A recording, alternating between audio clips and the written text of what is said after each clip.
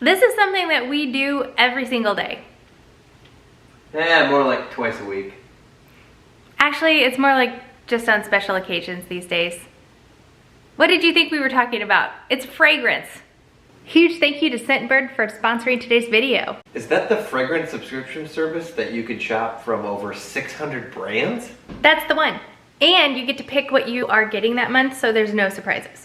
Scentbird is super flexible, so if you want to skip a month, there's no penalty to do that. Or if you want to add on anything to your order, you can do that too. Did you know that some perfumes are $150 up to $500 a bottle? That's definitely not going to fly when I have Backsplash and Cabinet Pulse to purchase soon. Can you imagine spending 500 bucks on a perfume and then after 2 days deciding you don't really like it? Some of those exact brands that cost $500 a bottle, you can find in Scentbird, and you're gonna get a 30-day supply for 16 bucks. Have you guys heard of like Versace or Gucci or Prada? Yeah, me too. I own nothing from those companies.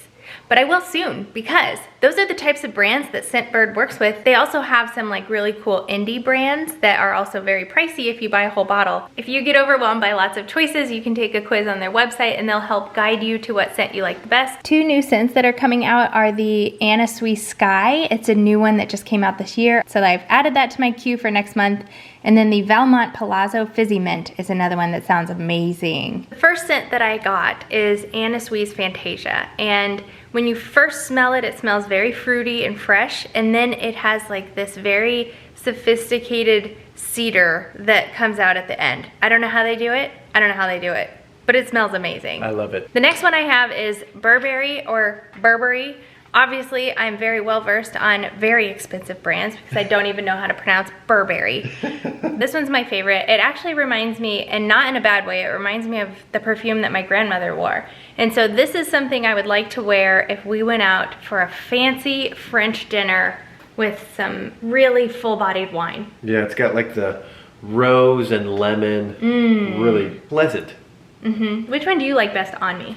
Gosh, that's like choosing your favorite child. It's impossible. And then the most recent one that they've sent me is Homage Beach Hut Woman, which Iris wishes she could be. This one actually might be my favorite because it's like a breezy oceanfront cabin. Yeah, the description literally says breezy and sheer and driftwood tones. So yeah, this is one that I would take on vacation with us, which is super easy to travel with. Look how generous of a pour that is for a designer scent. For just 11 bucks, you're gonna be able to try this yourself. Make sure you guys click the link down in the description box and use code BR30. That's gonna get you 30% off and make your first month only 11 bucks.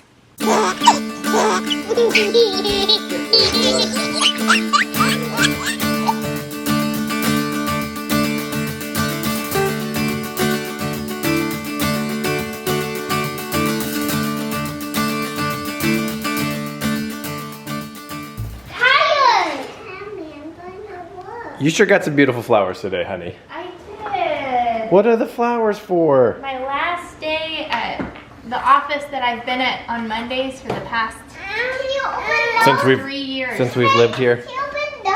We're gonna wait on these bags until we're done with all of this stuff here. Oh boy. I don't know what I was thinking. I don't know either, but They did so well with a really small Lego kit that I went for a really big one. I mean, this has 600 and something pieces. no. It's got more than that, doesn't it? I don't know. 648. Oh, I thought it had more than that. No. Wow. The problem is this one, look at these pieces. Oh yeah, it's tiny. Those count. I want bigger pieces. I want 600 and something bigger pieces. Can I look at that and I can hold it? Sure. That they are, it's a really fun game to hold up the instructions and try to find this piece. It would be more fun if we hadn't opened up several random bags. Because otherwise they're numbered and you can work through one bag at a time. Oh. They're categorized Yeah, that's by nice. section, and so yeah, it would have been nice to. But once it's all together, they'll have fun playing with it. I just have a feeling I'm going to be the one putting it together. Right, totally. Partially because I want to. That's a tree house! That's a tree house, Mommy! That's a tree house! No, that's the one we picked. I'll be going to the clinic that Rachel was at on Mondays now. So I'll be there a couple of days of the week, and then my current clinic that I'm going to, I'll be at a couple of days a week now. Had a really embarrassing moment today. On my lunch break, I always go for a walk, and I go around some fairgrounds that are pretty close to my clinic. And I was like going down a hill. I was like trying to get back to my truck, kind of like trying to hurry up and get home. And I fell down. I'll have to insert the picture here. It looked pretty gnarly when it happened. And it was one of those things where like right when it happened, the adrenaline kicked in and it didn't really hurt. And then like 5 minutes later, after you kind of get your composure back, it's like, ouch, like that really hurts. Rachel's like, now do you have more sympathy for like when Berend Lyndle scraped their knees? Yeah, definitely. On a really exciting, awesome update, we got the inspection report back. Do you want to break the news? We need to get her some food. So we got an email from our realtor, and she's like, "You're not gonna believe this." And then attached was like the note that said, "The buyer is very happy with the inspection results and couldn't be more excited to move in." Which means we literally don't have to fix anything. I don't know why you're so surprised by that, because it's almost a brand new home. Well, because when I was talking to the inspector in the driveway as he was leaving, he's like, yeah, there's some nails on the roof that need silicone. It's like you need to change the furnace filter. The tiles are going to have to come up and you'll have to epoxy the cement that it's on. I didn't know any of that. Yeah. I'm glad I didn't know that. Ignorance truly is bliss. So really the only thing that's left is the appraisal and then all the closing paperwork. So That's crazy. I know. And the appraisal normally would be a point of concern or stress for us because they came in way over our asking price and way over what our appraisal came in at not very long ago, like a month ago. Right, but the market has turned even since then. It has. Yes. But normally, like, you have an appraisal, and if the appraisal is way under what they can get a loan for, then, like they said, we explain because I don't really know what I'm talking about. Basically, if the appraisal comes short of whatever they offered us, they'll pay the cash difference. So they're not worried about like the mortgage company saying, "Oh no, we can't lend you that much." It doesn't matter. They'll just pay cash if the house doesn't appraise for what they offered us. So pretty awesome. So we have nothing left to worry about. Correct. Wow. I know, it's truly a seller's market right now. Except for we do have to worry about the title search. Oh, on the new lot? Yes. Yeah. That's if there's like a big contingency on that lot, we don't have a backup plan. Well, the way that I laid out the house today, at work I kind of drew out like the two lots, and then because we got an email from our architect about like a possible design of the house, and so I laid it out, and we can get it to fit on one lot if we want. So regardless of what comes back with the title search, I mean, yeah, we already own that lot anyway, so I mean, we'll just have it as a yard and just not build on it. So regardless, our house will fit on one lot. And the only reason, it's not like we're building this huge elaborate mansion or anything. We just want it to be all one level. So we want it to be a ranch, and we want 5 bedrooms. So any ranch that has 5 bedrooms has a big old footprint. So yeah, it's not like this is gonna be this monstrous house. It's just gonna be, one level. Do you want sunflower seeds on your salad? Of course. I've been obsessed with this combo lately. You put Your left foot in. You put your left foot. I prefer to do all like, what is the spring mix? Spinach, arugula, something else. Yeah. And you put it in a bowl and then you spray. This is an olive oil sprayer. So it's great if you like to put olive oil on your salad without drizzling it, because I tend to over drizzle. So you just squirt it, and then this is a pineapple white balsamic vinegar. So those are the dressing. And then I put on walnuts and craisins. So good. Magnifique. Smoked salmon. It's kind of a Monday tradition really around here. Mondays we like something quick and easy and healthy usually, and that fits the bill. Smoking that salmon. Look at that salad. Yeah, it looks Do you great. want more than that, or? No, thank you. I feel like the only thing this letter is missing is starting out by saying, "It is with great pleasure to inform you that." Don't you feel like that's what it's missing? Oh, totally. Definitely. So this is a learning lesson that hopefully you guys can learn from as well. I hope that you can learn from our mistake. No joke. This van saga will not leave us.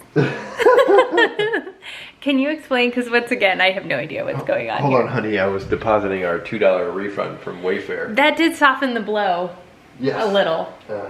Let us know if you guys got a refund check from Wayfair. I guess it's just Missouri. Yeah, it was Missouri. Missouri only, I think. Maybe some other states. I'm just walking around holding some random stuff. It's the check we deposited via our bank app. It's being reviewed manually. It's for $2. The person in the morning is going to check their email and be like, "Oh, here's one." Seriously? Oh, okay. It already got approved. Phew! So That's a relief. I doubt that happened manually. Right. Anyway, in Missouri, when you purchase a vehicle and you go to the DMV, you have to pay personal property tax on it. And if you sell that vehicle and register another vehicle within 180 days, you get the vehicle that you sold, you can get that money back. Well, the van was solely registered in Rachel's name, and then the truck that we bought, so we sold the van, the truck that we bought was solely registered in my name. Therefore, we do not qualify for, it's like $1,200. It's like a huge check. So therefore, we were denied getting this money back. I like how... Even though we obviously share a bank account, it came out of the same. I should send them our checking account statements of where it came, of what it came out of. And where it went to. Yeah, not that would matter. It won't. I called one of the guys that handles the tax returns or refunds or something. I think that was his title, as tax refund something manager. Okay. And he was quite humorous on the phone. He was like, "Oh yeah, for some reason, and I don't understand this at all, Missouri has a statute that doesn't recognize married couples as married. We're all individuals. We're all in this on our own." Okay. So it says, "This is the final decision of the Director of Revenue. If you were adversely affected by this decision, you may appeal." It's like... But you're not going to win. You're just going to waste your time. And I asked him, and he said, it's a waste of time. They did quote us what Section 144.025, the RSMO, provides for a tax credit on a motor vehicle. After reviewing these facts, your request for a refund is denied. It is with great pleasure. Denied should be capitalized. They should have like a stamp with a red. It should say denied, like with a big stamp. Exactly. So if you live in Missouri or a state where you have to pay your tax at the DMV, lesson learned. Make sure you register the new vehicle in the same name, even if you're married. So this mishap totally reminds us of another time where it was like $1,200 that we really had to fight for. So right before the bombings in Paris, which was in 2016? Was it 2016? Probably. Your poor elbow. Yeah, it doesn't really hurt. Good. 2016, we had booked, it was going to be an epic trip. Actually, Rachel's parents were going to go. we were gonna fly into Paris, and we were gonna spend New Year's Eve in Champagne, France, and then just do a bunch of awesome stuff, like go to Germany and finish in Belgium. My dad lived in Dusseldorf in high school, and he was gonna show us all around where he lived in those times and back in the olden days. Yeah. In those times. But this was like a week, like the Paris bombings were like a week before we were supposed to go. And the military like put a stop on travel, I think to all of Europe. Yeah. Because there was other terrorist attacks that had happened as well. And you were active duty. Yeah, and I was active duty. So we had to cancel everything. Or we had all of our Airbnbs, all of our hotels booked, our flights. And so we had got a British Airlines credit card and just charged like literally everything that we bought. We charged it to this credit card, just trying to get the miles. And it still ended up being like $600 per person for the flight, even with our rewards. And so after we had booked the flights and put them on the credit card, we paid off the credit card and canceled it. Well, British Airlines, I guess because we used these reward points, refunded our money for the canceled flight, which was really awesome. Because I think a lot of airlines probably wouldn't refund you, but they did. But like no questions asked. Yeah, but what they did was refunded the credit card that we had canceled and closed the account. So how many hours? The problem was, I think because, so any account that you have with Chase is archived somewhere.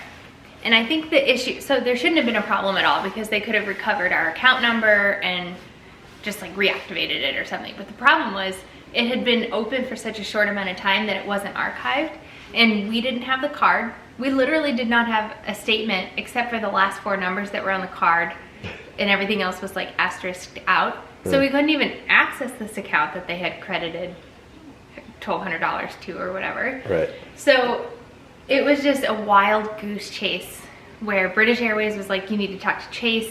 Chase is like, you need to talk to British Airways. And I would spend, I don't know how long on the phone with each one of them every time we were going around and around and around and around. And I would have to re-explain the whole story. Every time. Oh, it was such a nightmare. And it got so far into it that at that point it was the principle of the matter. Like I had spent far too many hours for the amount of money we were trying to recover. So it ended up working out because one random computer genius that I talked to was like, wait a minute, he like hovered over something and for a half a second it like showed the whole account number, and he's like, I want to see if I can do that again. I'm like, so if he hovered his mouse like right in the right spot, the whole account number came up, and that was what saved us and ended up getting us our refund. Oh, that guy's a computer genius. Yes, he is. Because he hovered his mouse in the right spot. We should have sent that guy like a bottle of champagne or something. And then and like a edible arrangement. Yeah. And then it would have washed out the whole. Yeah, no kidding. Refund that we got back. Yeah, because they're so darn expensive. That was the joke. Thanks for explaining the punchline. You're welcome.